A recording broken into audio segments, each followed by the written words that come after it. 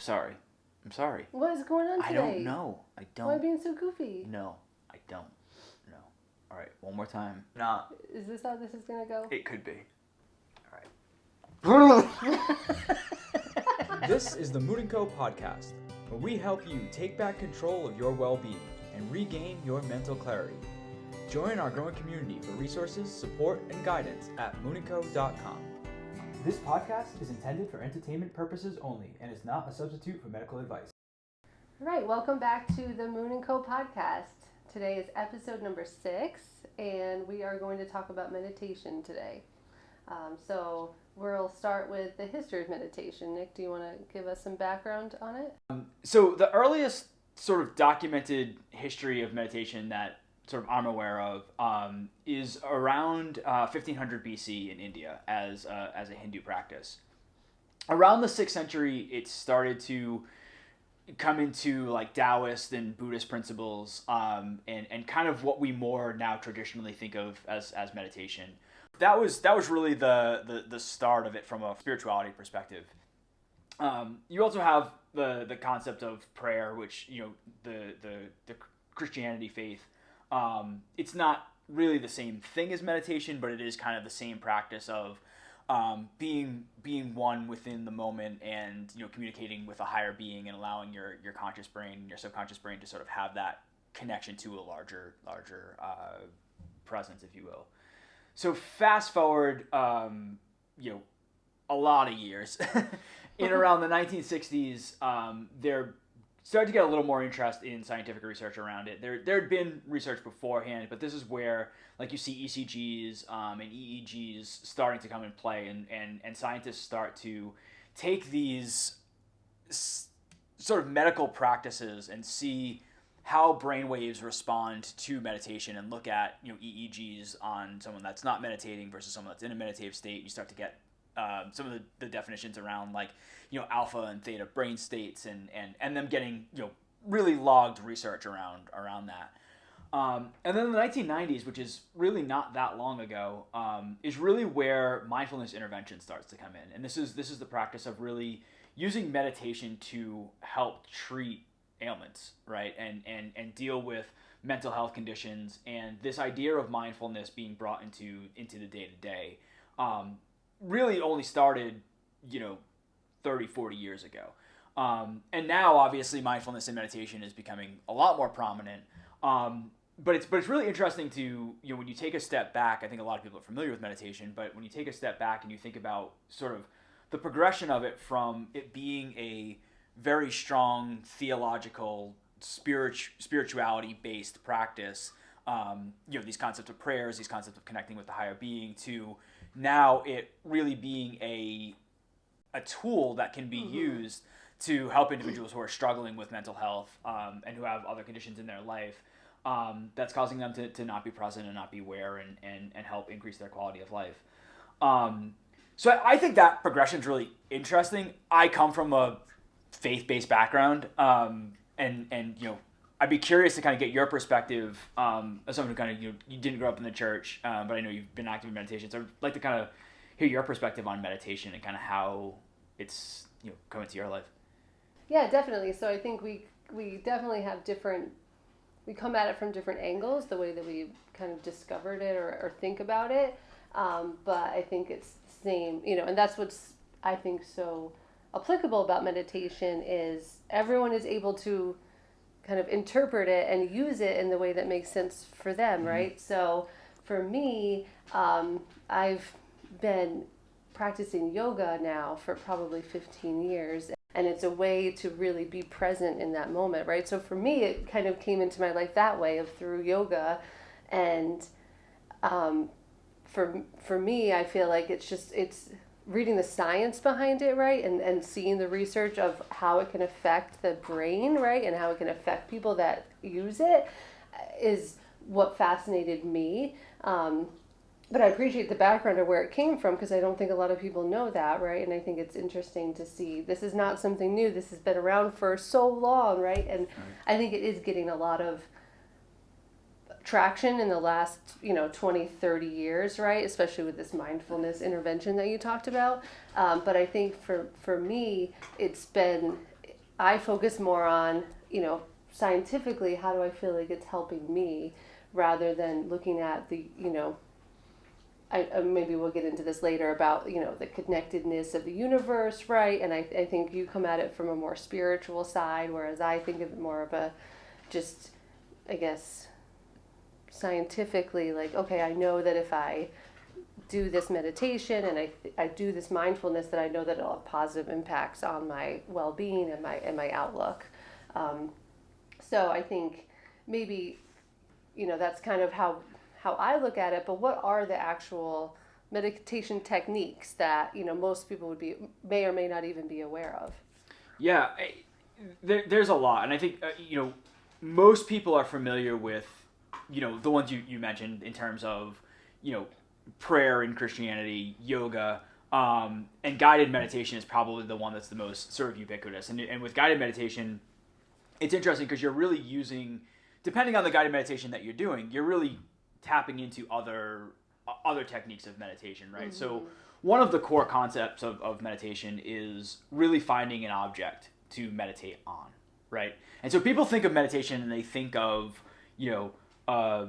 a monk somewhere, or they think of this term enlightenment, and they think it's this thing that, you can achieve, or you're going to achieve a higher level of being, and sort of the gates are going to open, and it's going to be this bright shining light, and you're going to start to levitate, and right, there's all these weird sort of like theories about it, or ideas about it. But really, all meditation techniques and all meditation practices is really aimed at putting you in the present moment and being present and aware. And so you really can use any object of meditation, and depending on sort of who you're studying or who you're researching or who your teacher is and whatnot, they'll have different philosophies on this.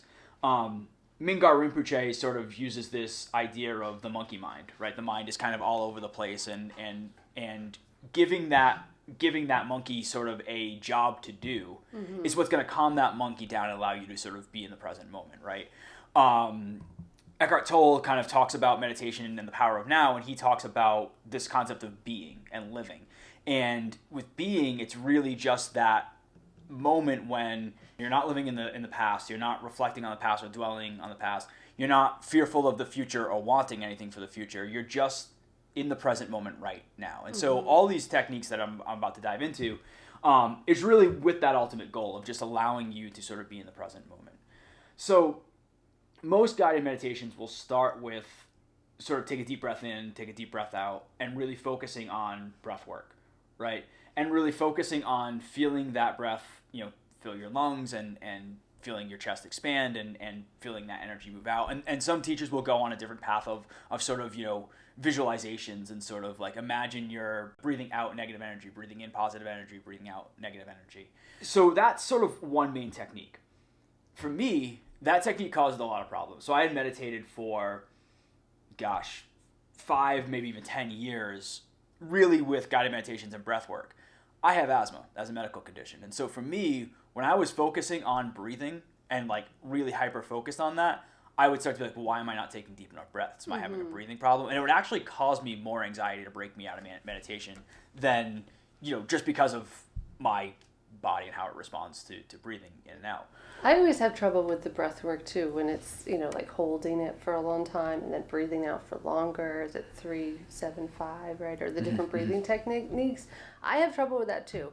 I feel like I will do it a bit and I feel like I can't breathe, right? So yeah. I do think that, again, like you need to find what works for you, but absolutely. Trying different things to figure out what makes sense for you and your body for sure. Yeah, absolutely.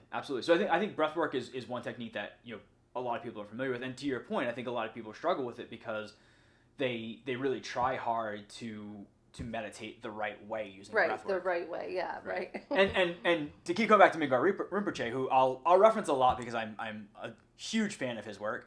But he has another sort of anecdote when he talks about that, which is when you're meditating, you really don't want to try. You just want to allow it to happen. And so if you imagine there's a cup of water and you don't want to grab the cup and bring it up to your mouth to take a sip because you're going to just throw water all over yourself, right? So you don't want to try too hard because you're not really going to be in the present moment. The same way, you don't want to kind of just like lazily grab the cup and bring it up or whatever, because you're also going to spill the water. You just want to kind of slowly come over and bring a sip and put the cup back down, right?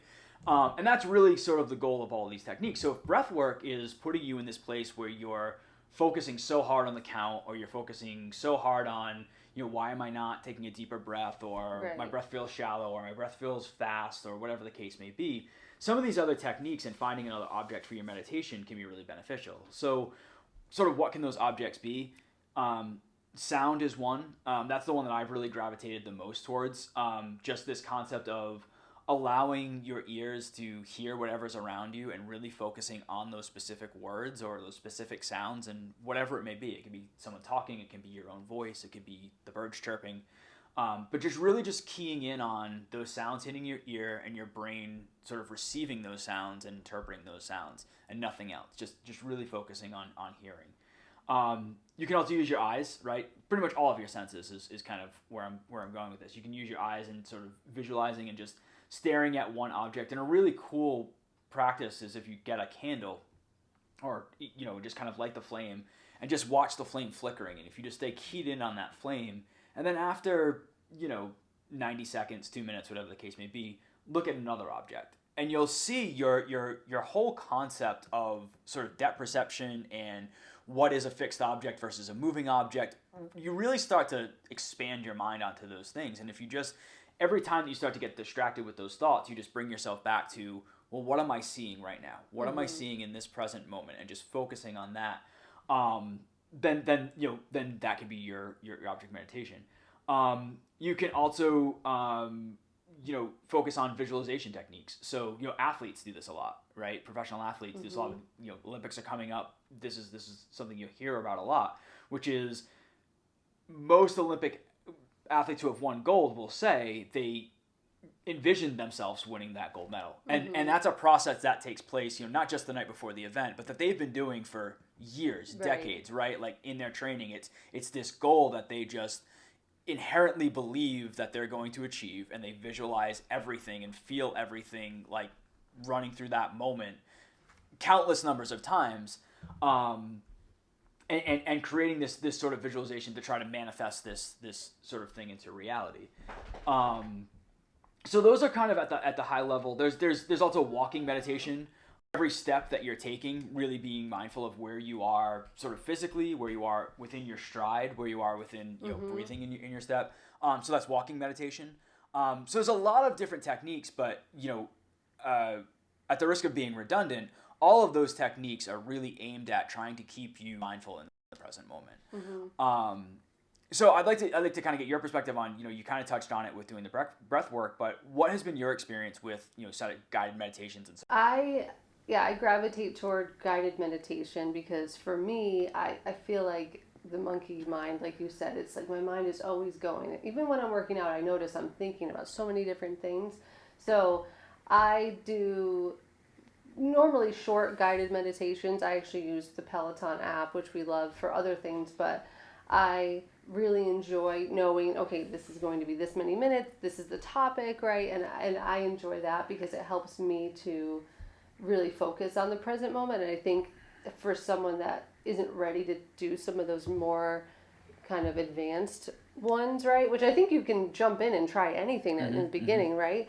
But I personally like the guided meditations, but I do find that, I've been doing the same ones for a while, and I see where you're, when we talk about our meditation practices, yours is much stronger, right? And you have evolved into different aspects, and you've noticed changes in your practice, whereas I feel like mine has really stayed the same because I haven't really tried to change or evolve in it, right? So I have started to do more of trying to just sit and meditate based on sound. Sometimes we'll do it together, right? Before we go to bed at night, if he wants to meditate, I'll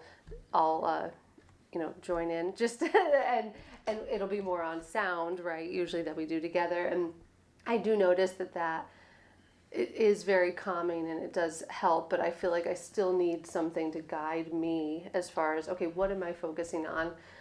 When I was pregnant, I did hypnobabies, which is basically, when I think about it, right, it's almost like meditation during labor, right? Like it's a whole program to teach you how to be present in the moment, but all throughout your pregnancy, you're doing positive affirmations over and over again, leading up to that moment of labor and to prepare you for it so that mentally you are well prepared, right? And I think, so that was a really cool experience too, to try to incorporate that in. But again, it's all about being mindful, right? And about being present in that moment and not trying to necessarily push things out of your mind, right? But recognize the thoughts you have and then release them, right? And I think that's a really important part of mindfulness, but it links right into meditation, right? And I think for me, I don't consider myself any sort of advanced meditation person, right? Mm-hmm. But I do enjoy doing it. Even this morning, I went for a walk, and my phone, when I woke up, was on low battery. And at first I thought, oh no, I like to listen to music. I listen to podcasts. If I'm studying something, right, I like to listen to something while I'm walking. And this morning I said, you know what? This would actually be great to have half an hour without my phone. So I left my phone charging, and I focused on the birds chirping while I was walking and the wind blowing. And to me, that was a walking meditation, right? Mm-hmm. I spent a half an hour just focused on my surroundings and walking and being in nature, which I'm reading a book right now called Why Woo-Woo Works. And it's super interesting. And one of the sections that it talks about is the sounds of nature and how they've researched it, and they've shown that it does have a proven calming effect on people. So I think, again, we bring up this point a lot, but I think that meditation is a perfect area where things have gotten so complicated in theory, and it makes people not even want to try things because they feel like, well, like Nick said, I'm never going to be that person that's levitating and has, reached enlightenment, right? So why even bother? It's like, well, just listen to music for 10 minutes and go for a walk, or go for a walk in silence and focus on the sounds. And I think that's where I've tried to incorporate some of those other techniques into my daily life. I think the important part is your brain is we are bombarded with information and different things and stresses all day, right? Every day. And I think taking time to be present and be mindful in whatever way you want to do it, right, is all, to me, meditation. And it can be really powerful, and it doesn't have to be, a half an hour, an hour, or a 7-day silent retreat, right? Like, it's like you don't have to go from 0 to 100. You just have to find what works for you now and then evolve it over time. Yeah, no, I think that's right, and that's spot on. I mean, I think, you brought up sort of hypnobabies and sort of meditating during the birthing process, and there's also a type of meditation in which you meditate on pain. And what you find when you meditate on pain, it's a really interesting experience, which is essentially what you do is, if you have an ailment or, whatever, and we'll say, a sore shoulder, if you focus on that pain and you just really isolate feeling that pain, you think of an ailment in like something in a joint, you think of that as being this really firm, solid thing that you just want to go away. And when you actually take time and meditate specifically on that pain, and you take energy to focus on that pain, you'll notice that it's actually fluid, and it actually will kind of move. And if you're focusing on that pain, you'll start to sort of feel those sensations within your body, and you'll notice, maybe there's another pain that you weren't quite aware of that was also somewhere else in your body, and all of a sudden this pain isn't as prominent in your brain because now you're noticing another area that's maybe a little sore, or that pain will actually release. And part of what happens is, if you have a pain up here in your shoulder and you're like this all day, you're like, oh, my shoulder's so sore, and you finally take that moment to just kind of relax and let those muscles, then it will actually ease some of that tension. It's not magic. It's not going to magically make pain go away, but it will actually provide you some more comfort because you're not trying to be resistant of the pain. You're just allowing it to be. You're just allowing it to be present. You're aware of the pain, and you're giving your body that space for that pain to be there, which can actually kind of have a calming effect. And when you think about meditation from a perspective of like anxiety as an example, or depression, or any of these other sort of mental health conditions, it's a very similar principle. And I can speak from experience when I say, the moment that I started observing anxiety and observing paranoia and observing panic, as opposed to responding to those things, my whole perspective on life changed. because I realized that taking a step back when you meditate, and part of the challenge with guided meditations, and I'm a huge fan of guided meditations as well, so this isn't to say anything bad about guided meditations, but part of the challenge with guided meditations is that it's really difficult to actually observe your own thoughts when you're in the middle of a guided meditation, because you constantly have someone in your ear that's telling you what to think about. Mm-hmm. And so you're constantly getting stimulus that's changing what you're thinking about that isn't coming from within your own mind. And so the more you develop your practice, and the more you kind of start to move away from strictly guided meditation, or in guided meditation, you're really mindful of the thoughts that are coming within your own brain. It's called being the observer. Like you are not your thoughts, right? Mm-hmm. Your thoughts are things that happen within your brain, but you are not your thoughts. A lot of people make their identity and their personality centered around their thoughts. But when you take a step back from that and you allow your thoughts to kind of come and go, that's when you're able to observe things and you're able to deal with those challenges in your life, whatever it may be, like a physical pain or some of those other mental health conditions that can come up. When you're able to observe those and name those emotions and like you said, release yourself from it, that's where you start to really see some of these benefits. Mm-hmm. The one thing that I will say is you mentioned sort of guided meditations and then moving into sort of a more advanced practice. The other challenge with guided meditations is that when you sit down and you meditate and you do a guided meditation, you're really locked in for that 10, 15, 25, whatever mm-hmm. that minute duration is. You say, okay, I'm taking this time to meditate. Mm-hmm. And it sort of puts meditation in this box that the only time that you can quote unquote meditate is when you're sitting down in silence listening to one of those guided meditations. And really, the ultimate goal is to bring meditation into your daily life, and to try to figure out how to bring that meditative state into your day to day. And that can be extremely challenging. And so if you're solely relying on guided meditations, or if your perspective is when I meditate, it's when I'm sitting down and doing guided meditations, like that's phenomenal. And doing that at a consistent basis is fantastic. However, you're going to have a really hard time implementing that into your day-to-day life when you're going to a work meeting, or you're going to a grocery store, or you're right. whatever, or you're driving, and whatever the case may be. Yeah. And that stimulus comes up that you're trying to kind of work on or manage through meditation. It's not really so easy to just kind of pop in headphones and tune in and tune out and do a guided meditation. So that's where some of these other objects of meditation can be really beneficial. Does that all kind of make sense and resonate mm-hmm. with you? I'd be curious to know, in your experience going from traditionally doing guided meditations to doing some of the sound meditations, like does it feel different for you, or do you come out of those meditations differently, or is there anything in the day to day that you kind of can pull from one versus the other?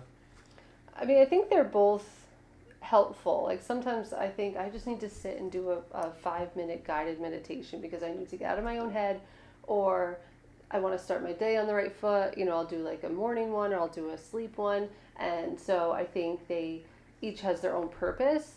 I think doing the sound meditations, right, gives me more of an ability to dig a little deeper or focus on something specifically. Like a lot of some of the starting meditations I did, like there was a kind of a formula of, focus your energy on yourself and something that you want for yourself.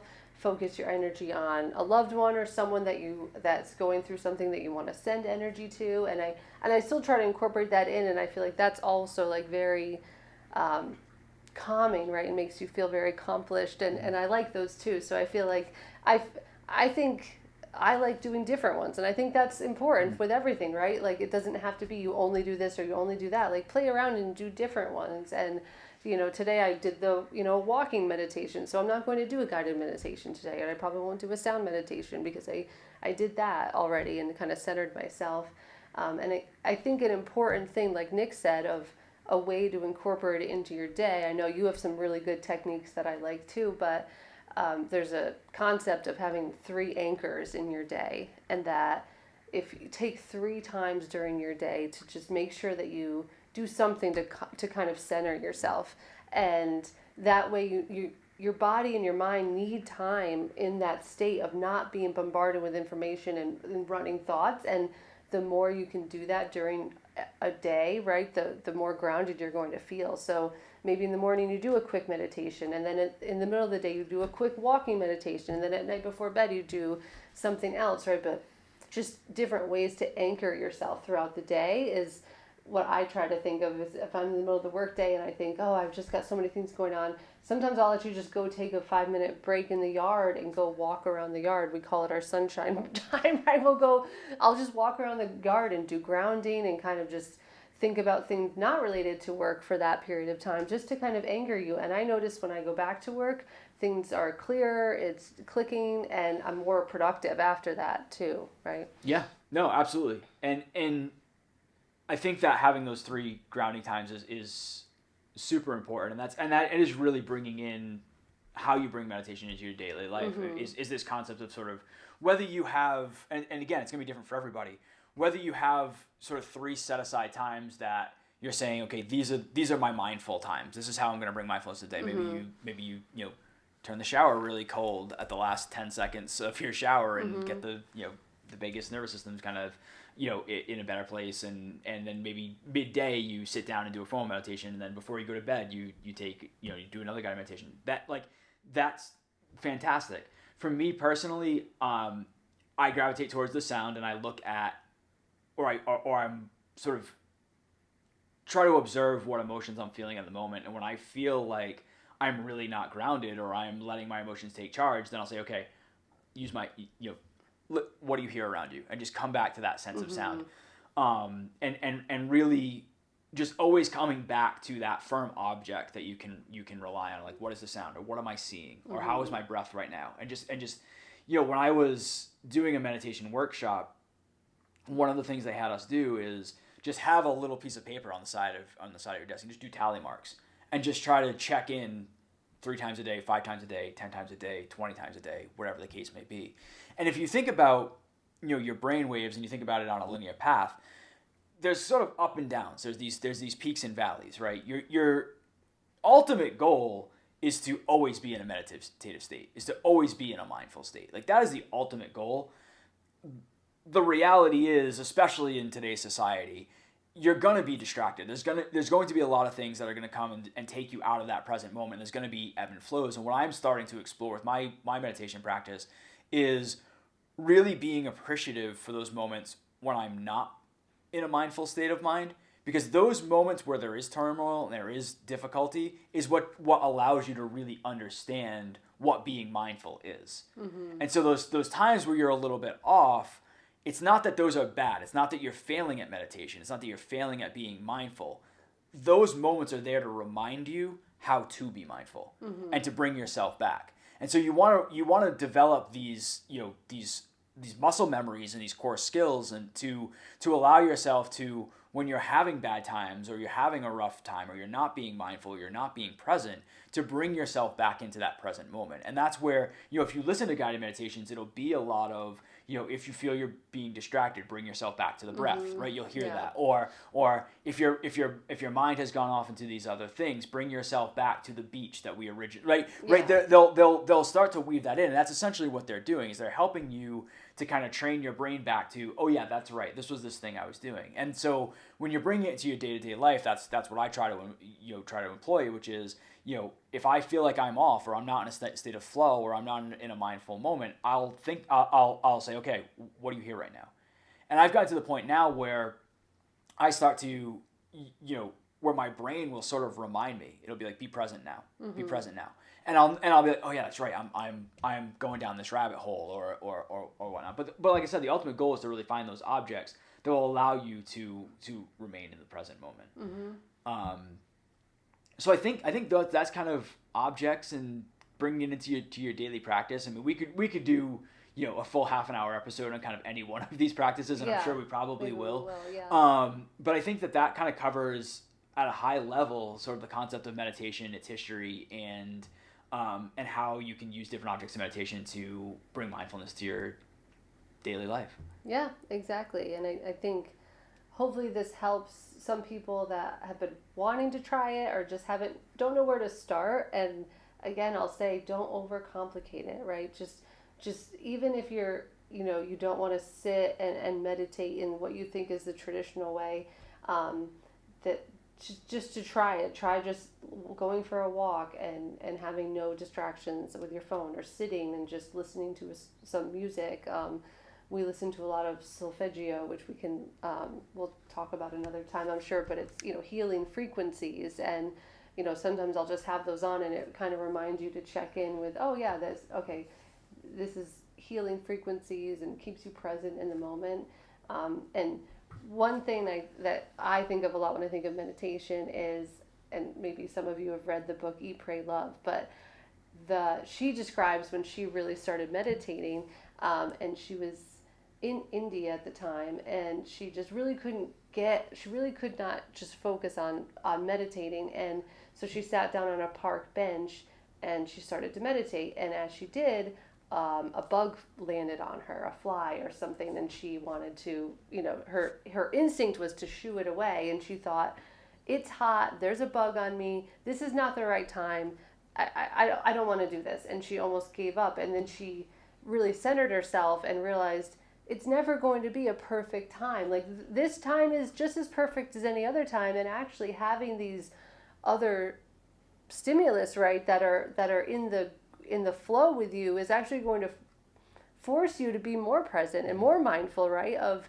I don't need to shoo that fly off me, right? Like, so I do think that it's, it doesn't have to be complicated, and I think you can start small, and if you're consistent, right, we'll see benefits of it for sure. Yep, absolutely. So I think that's all we have for you today. Really appreciate you listening in, and if you have any questions on meditation, please reach out to us. We'd be happy to provide you some guides and resources, and we'll put in the show notes link to some resources that we're aware of. But please do reach out, whether it's, just to share some ideas or some thoughts, or if you have questions, or if you want to set up a session to talk about meditation, how it may be beneficial to you. Be happy to talk to you, and we look forward to seeing you next week.